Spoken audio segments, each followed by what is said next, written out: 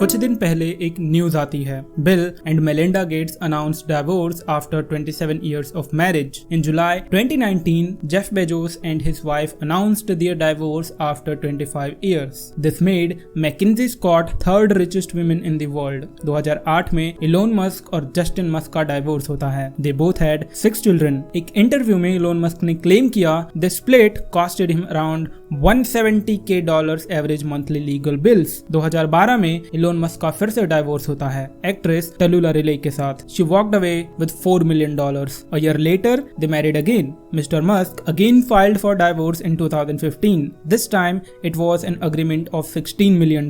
अब बात करें अगर प्रेजेंट डे की, तो bill and Melinda Gates both are working and figuring out how much of that $130 billion empire Melinda is going to get. अगर Melinda Gates को 25% भी मिलता है उस $130 billion में से, that will make her 6th richest woman in the world. But एक minute gentleman, इससे पहले कि आप इन सभी महिलाओं को गोल्ड डिगर्स बुलाएं, धैर्य रखिए, क्योंकि ये बिजनेस सिर्फ यहीं तक नहीं है.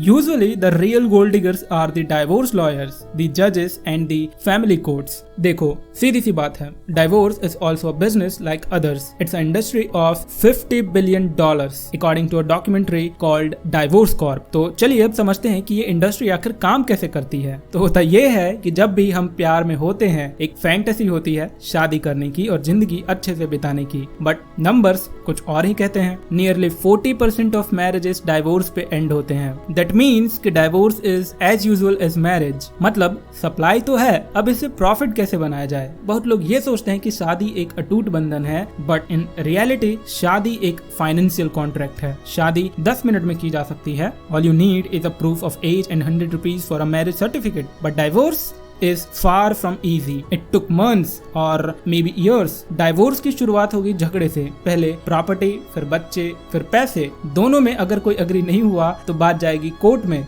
अब यहाँ एंट्री होती है लॉयर्स की. They are gonna cost you almost 10 to 15 lakhs, maybe hourly.